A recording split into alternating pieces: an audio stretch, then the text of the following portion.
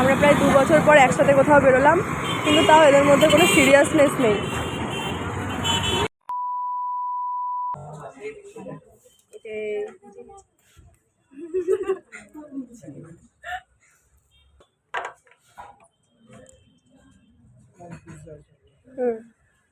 একটা কোক আছে।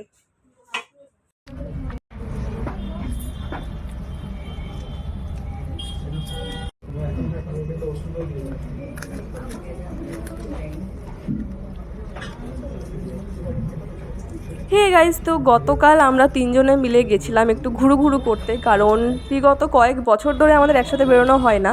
আর তাছাড়া হয়তো আমি থাকি, তারা থাকে না, তারা থাকলে হয়তো আমি থাকি না। আর ঘুরতে বেরোনো তো মানে জানোই, শুধুমাত্র ঘোরা নয়, খাওয়া দাওয়া, শপিং সব কিছু ইনক্লুডেড থাকে। আর এই দেখো, মানে এত পরিমাণে বকে নিয়েছি খাওয়ার আগে যে খাওয়ার গেছে ঠান্ডা হয়ে।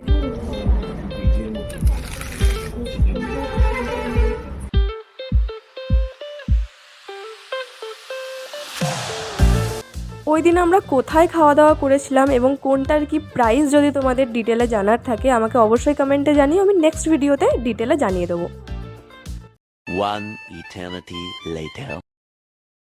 অনেক দিন পর একসাথে বেরোনো, তার মানে তোমরা বুঝতেই পারছো কত গল্প জমা হয়ে থাকে। তো খাওয়া দাওয়া শেষে একটু পিএনপিসি করলাম, আর 3-4 জন একসাথে হলে তো জানোই পিএনপিসি ইজ মাস্ট। কতটা পরিমাণে ভাইটাল কথা হলে মানুষ এরকম একটা এক্সপ্রেশন দেয় তোমরা দেখে বুঝতেই পারছো। আর এই গোটা ভিডিওটাই আমার অজান্তে করা হয়েছিল। ফাইনালি আমাদের খাওয়ার ডান। এবার আমরা কোথায় যাবো? यही सब करना आते हैं हम लोगों का, मम्मी पापा जानते जो करना है कर लो। গাইস, ব্যাপারটা হচ্ছে এখানে চারিদিকে আগে দোকান ছিল, বাট আমি 1 বছর পর আসছি, পুরোটা চেঞ্জ হয়ে গেছে। বর্ধমান আর্কেডের সামনে টোটালি চেঞ্জ। আগে এই পাশগুলোতে বিভিন্ন ধরনের স্টল বসতো।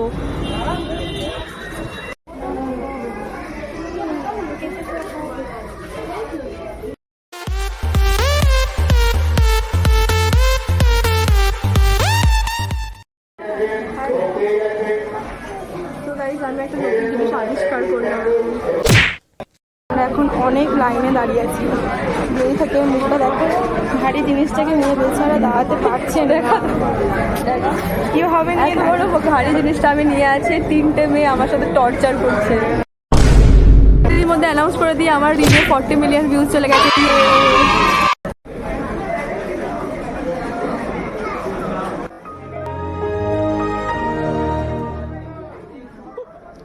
আফটার অল শপিং শেষে আমি বাড়ির জন্য একটা বিরিয়ানি নিয়ে রওনা হলাম। দেখা হচ্ছে নেক্সট ভিডিওতে। টাটা।